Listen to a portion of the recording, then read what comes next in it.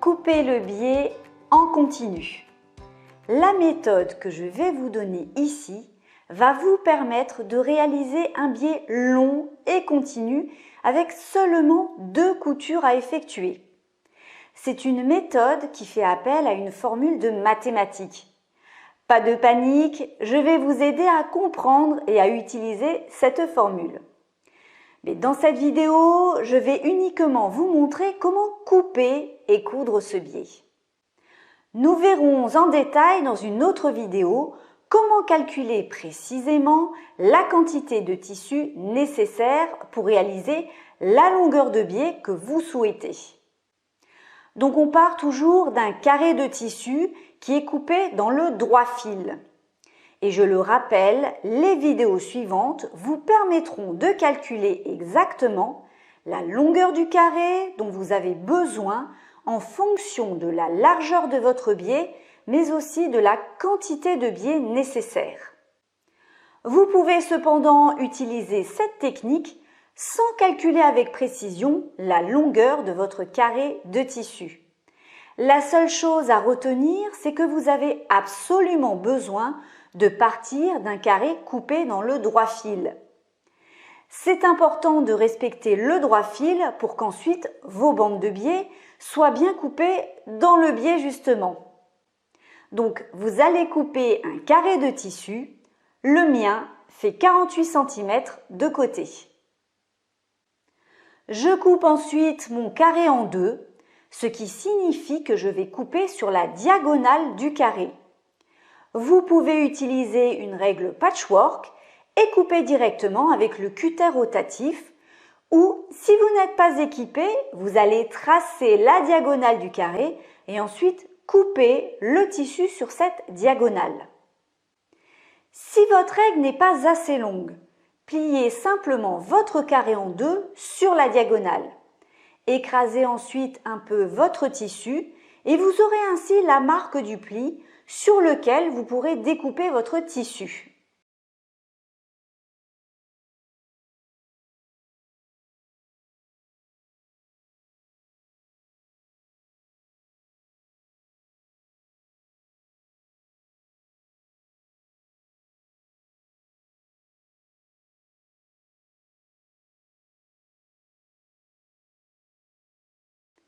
J'obtiens donc 2 triangles rectangles isocèles, ce qui signifie qu'ici, j'ai un angle droit et que les 2 côtés sont de la même longueur.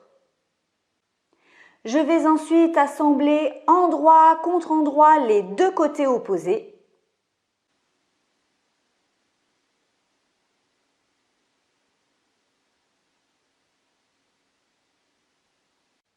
Attention, décalez bien les bords de la valeur couture. Ici, je vais coudre à 1 cm, donc je vais décaler d'1 cm mon tissu.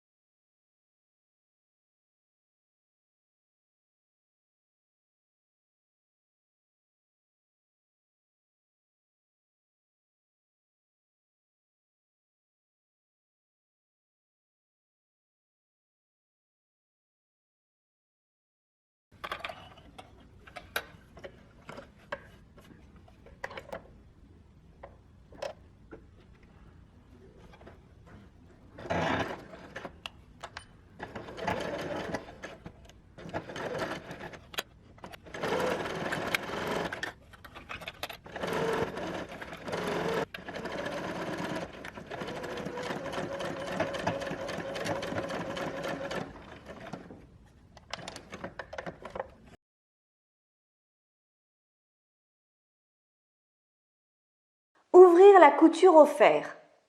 Si vous trouvez que la marge de couture est un peu trop importante, vous pouvez dégarnir la couture avant de l'ouvrir au fer.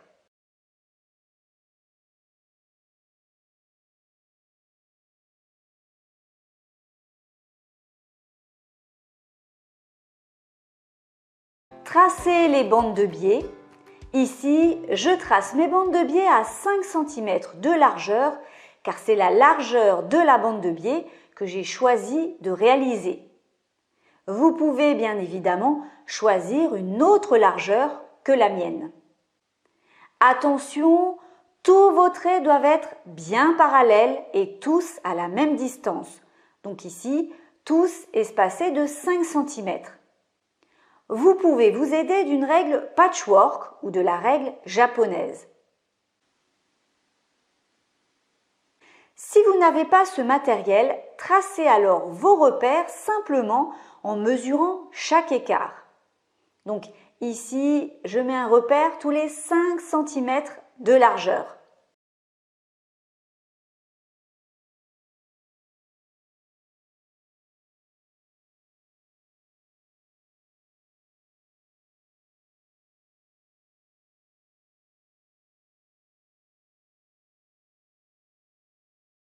Je n'ai plus qu'à tracer mes traits en joignant mes repères.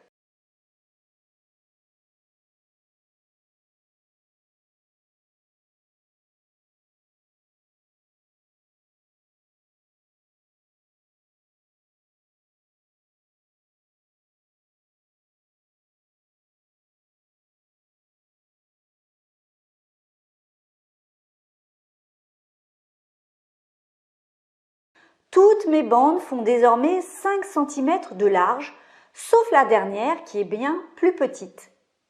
Cette dernière bande ne sera donc pas utilisable pour réaliser mon biais et je vais donc la couper avant de continuer.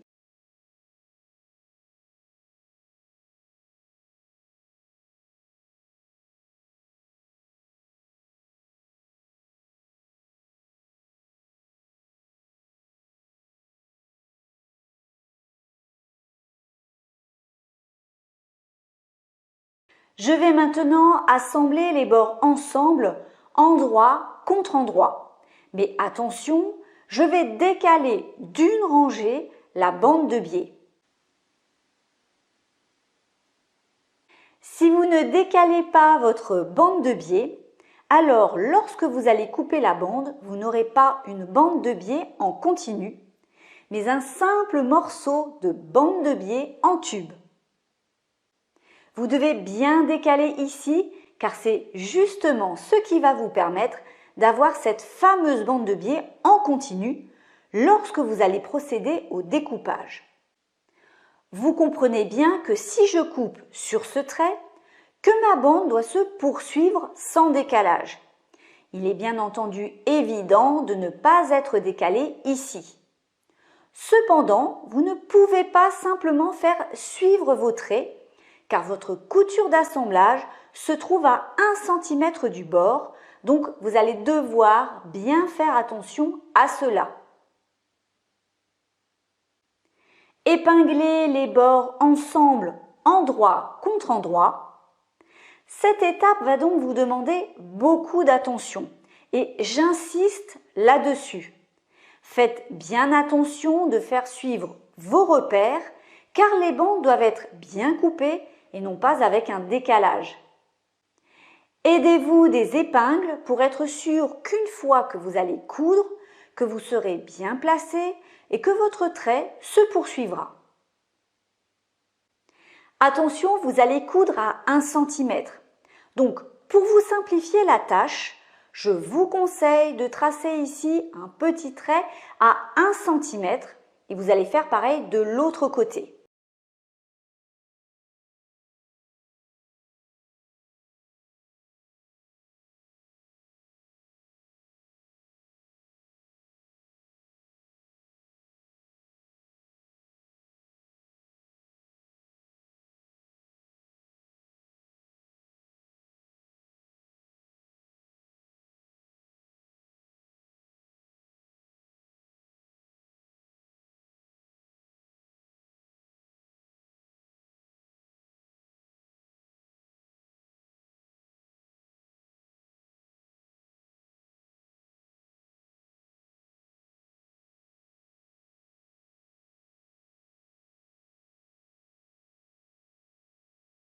Ensuite, vous allez planter votre aiguille à l'intersection de ces deux traits.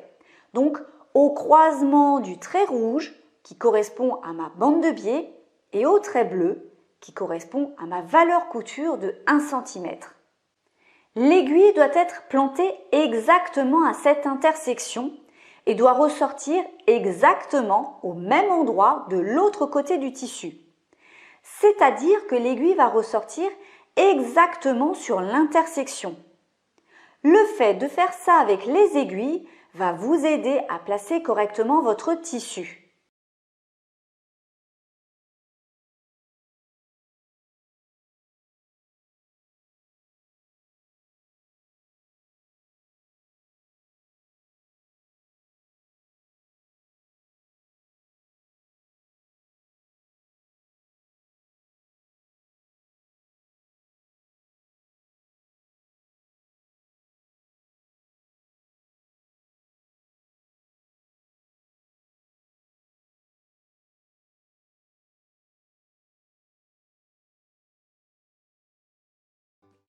En procédant ainsi, vous serez sûr et certain de toujours bien rester aligné.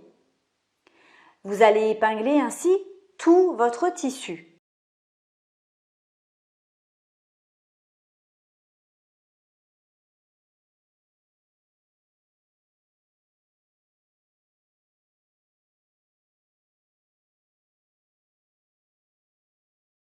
Chaque bande devra être bien épinglée et lorsque vous coudrez, vous enlèverez au fur et à mesure chaque épingle.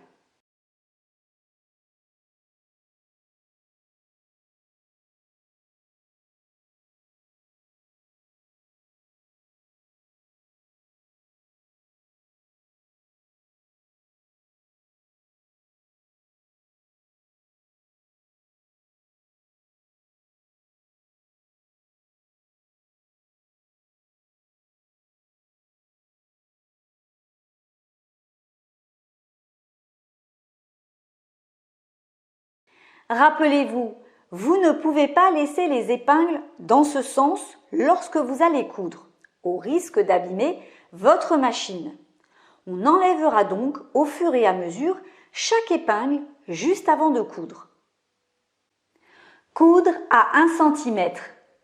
Attention, comme je vous l'ai déjà expliqué, il faudra bien veiller à ne pas coudre sur vos épingles.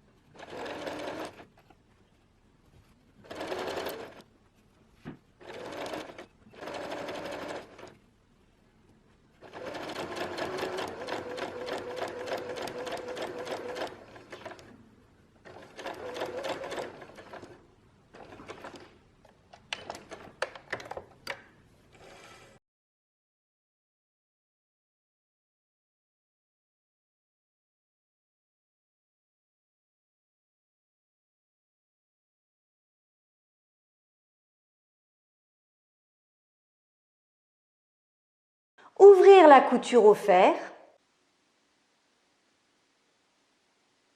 Si vous trouvez que la marge de couture est un peu trop importante, vous pouvez dégarnir la couture avant de l'ouvrir au fer.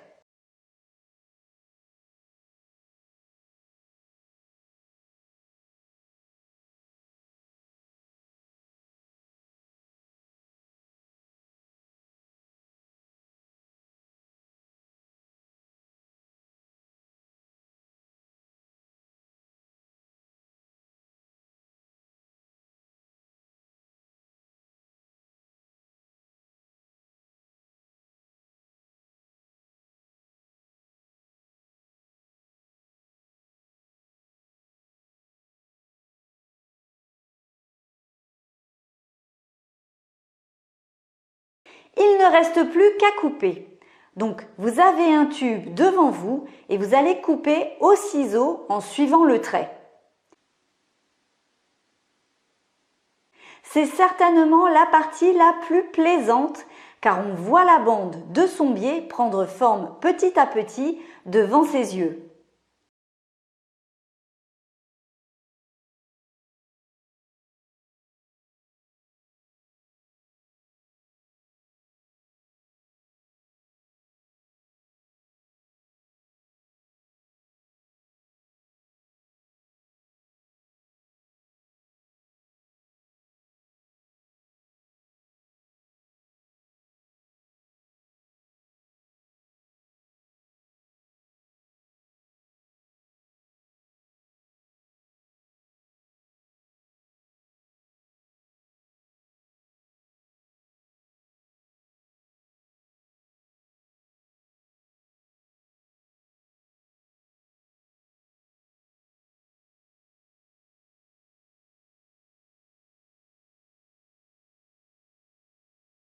Votre bande de biais est prête et elle est cousue en continu. J'ai obtenu 3,88 m de biais pour un carré de 48 cm de côté avec une largeur de biais de 5 cm.